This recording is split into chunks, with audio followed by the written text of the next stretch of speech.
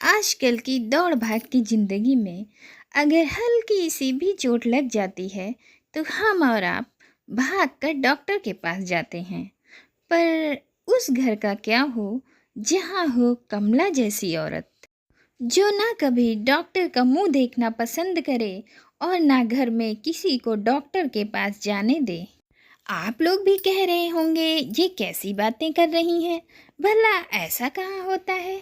अरे भाई मैं झूठ नहीं बोल रही, आइए आप खुद ही देख लीजिए। हे माँ, माता जी। अरे राशि बहू, सुबह के 8 बज रहे हैं और तू अभी तक घोड़े बेचकर सो रही है। अरे अहम को ऑफिस नहीं जाना क्या? राम राम राम राम, मैं इस घर में ना रहूं तो इस घर का कोई काम ना हो। अरे राशि बहू, तू सुन रही है या नहीं? अपनी सास की आवाज़ सुनकर राशि ऊपर से भागती हुई नीचे अपनी सास के पास आती है और बोलती है, माँ जी थोड़ा आराम से बोलिए ना। अहम जी की अभी अभी आंख लगी है, बड़ी मुश्किल से नींद आई है, रात भर सोए नहीं हैं, अभी जाके थोड़ा सोए हैं। उनकी तबीयत कुछ ठीक नहीं लग रही है, बस जल्दी से डॉक्टर का क्लिनिक खुले और मैं उनको डॉक्टर के पास लेके जाऊं। क्या अहम बीमार है? हे बा माता जी। अरे अरे करमजली, मेरा बेटा बीमार है और तूने मुझे बताया नहीं, अभी जाकर बताया है। अगर तूने मुझे रात में ही बता दिया होता तो मैं कुछ करती ना। अरे माँ जी कैसे बताती, रात में अचानक से तबीयत खराब हो गई। पहले उनका पेट दर्द हुआ, फिर अब तेज बुखार आ गया। अब आप ही बताइए, रात में 2-2:30 बजे कौन सी दुकान खुली रहती है? अरे घर की दुकान, तेरे बस का कुछ नहीं है। अरे रात भर मेरा बेचारा बच्चा बीमार रहा और तूने मुझे बताया नहीं। मैं अभी उसको अपने हाथों का काढ़ा पिलाती हूँ, फिर देखना बुखार उसका 1 सेकंड के अंदर छूमंतर हो जाएगा। अरे तुम सब आजकल की छोकरियाँ, अरे तुम सब क्या जानो ये घरेलू नुस्खे। पर माँ जी उन्हें बहुत तेज बुखार था, उन्हें डॉक्टर के पास लेकर जाना चाहिए, पेट भी दर्द हो रहा है। अरे तू कुछ नहीं जानती बहू, तू मेरे बेटे को डॉक्टर के पास लेकर जाएगी। डॉक्टर कुछ नहीं करता, बस 3-4 गोलियां देकर उसे घर भेज देगा। अरे डॉक्टर का तो काम होता है पैसा बनाने का, तू कुछ नहीं जानती।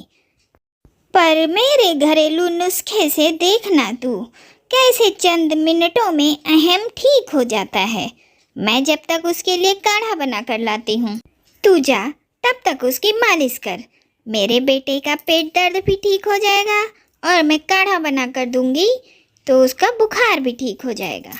बेचारी राशि क्या करती, बार बार अपनी सास से बोलती रह जाती है कि अहम जी को डॉक्टर की ज़रूरत है, अहम जी को डॉक्टर की ज़रूरत है। पर कल्पना देवी सुनती कहाँ है, वो तो बस अपने घरेलू नुस्खे अपनाती हैं और अहम को काढ़ा बना कर देती हैं और फिर ऊपर से उसकी ठंडे पानी की पट्टी भी करती हैं। बुखार तो ठीक हो जाता है पर पेट दर्द अब भी रहता है। अरे बेटा ये ले, ये दलिया खा, इसमें बढ़िया हींग जीरे का छौंका लगाया है, अभी 2 मिनट में तेरा पेट दर्द गायब हो जाएगा। नहीं माँ, मुझे पेट में अब भी दर्द हो रहा है।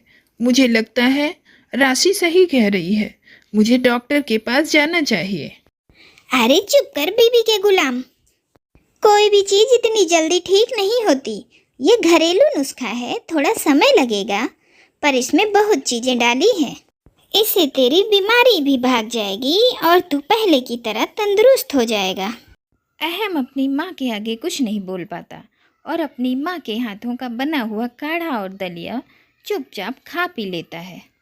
कुछ देर बाद ऑफिस जाने के बहाने अहम डॉक्टर के पास जाता है और अपने लिए दवा ले लेता है और इस सब की खबर कल्पना देवी को नहीं होती है और समय यूं ही बीतने लगता है और फिर एक दिन बेचारी राशि को लूज मोशन लग जाता है। अरे राशि बहू जल्दी से रोटी बना, मुझे बहुत भूख लगी है। अरे तुझे पता है ना कल मेरा व्रत था। माँ जी थोड़ा रुक जाइए, बस 5 मिनट दीजिए, मैं अभी आपकी रोटी बनाती हूँ। इतना बोलकर राशि बाथरूम की तरफ भागती है और 10 मिनट के बाद आकर रोटी बनाती है। राम राम राम, बन गई रोटी। आज तो लग रहा था मुझे भूखे ही रहना पड़ेगा। चल चल अब जल्दी से लगा खाना। माँ जी आप अपना खाना खुद ले लो ना, आज मैं खाना देने की हालत में नहीं हूँ। इतना कहकर राशि फिर बाथरूम की तरफ भागती है। अपनी बहू को यूं बार बार बाथरूम के चक्कर लगाते देख कल्पना देवी पूछ ही लेती हैं। अरे वॉशरूम में तेरा कुछ खो गया है क्या बहू, जो तू बार बार जाकर वॉशरूम के चक्कर लगा रही है? ये कैसी बातें कर रही हैं आप माँ जी? भला वॉशरूम में किसको बैठने का शौक होता है? मुझे लूज मोशन लग रहा है माँ जी, लगता है ऐसे ठीक नहीं होगा। मैं अहम जी को बोल देती हूँ कि शाम को ऑफिस से आते वक्त मेरे लिए लूज मोशन की दवा ले आएंगे। अरे कोई ज़रूरत नहीं है लूज मोशन की दवाई लेने की, कहीं ऐसा ना हो कि लेने के देने पड़ जाएं। अरे तू गरम चाय में आधा गिलास पानी मिलाकर पी जा, फिर देख कैसे तेरा लूज मोशन रुकता है। और अगर फिर भी ना रुके तो तू मुझे फिर बताना, फिर मैं कोई दूसरा घरेलू नुस्खा बताऊंगी। इतना बोलकर कमला देवी अपनी बहू के लिए चाय बनाती हैं और उसमें आधा गिलास पानी मिलाकर उसे पिला देती हैं। कमला देवी के इस घरेलू नुस्खे के इलाज से बेचारी राशि का लूज मोशन अभी ठीक नहीं होता।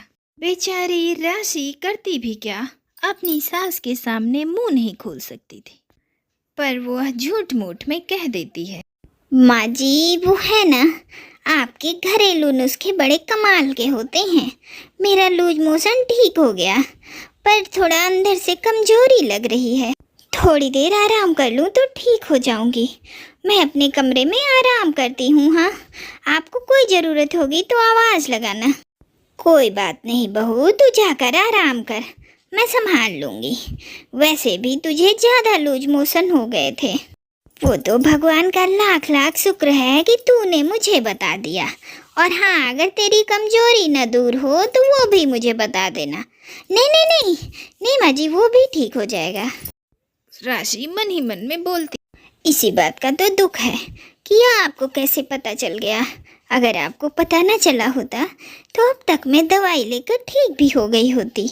आपके घरेलू नुस्खे की वजह से हमारी तबीयत और बिगड़ जाती है और इसलिए हमें चुपके से छिपकर दवाई लेनी पड़ती है। शायद ही कोई ऐसा घर होगा जिस घर का सदस्य छुपकर दवाई खाता हो। बेचारी राशि अपनी सास से झूठ बोलकर अपने कमरे में जाकर अपने पति को फ़ोन करती है और अपने पति से लूज मोशन की दवाई मंगवाती है। फिर इसी तरह से कुछ दिन बीत जाते हैं। फिर एक दिन रसोई में सब्जी काटते हुए राशि की उंगली कट जाती है। माँ जी देखिए ना, मेरा हाथ कट गया, कितना खून बह रहा है। लगता है सुई लेनी पड़ेगी टिटनेस की। खून तो बंद ही नहीं हो रहा है माँ जी। अरे चुप कर बहू, थोड़ा सा हाथ कटा नहीं कि शोर मचाने लग गई। अरे अब ये सुई आ गई, वो सुई आ गई। अरे हमारे टाइम पर तो कोई सुई नहीं होती थी और ये हल्की फुल्की चोट तो हमें हमेशा लगा करती थी। रुक, तेरे जख्म पर हल्दी और अदरक का रस रख देती हूँ, 24 घंटे के अंदर ठीक हो जाएगा। और हल्दी से सारे जख्म भी भर जाते हैं। इतना कहकर कमला देवी अपनी बहू का हाथ धो देती हैं और उस पे पट्टी करके हल्दी रख देती हैं। बेचारी राशि का हाथ ज़्यादा कटा हुआ था, जिस वजह से उसका जख्म नहीं भरता।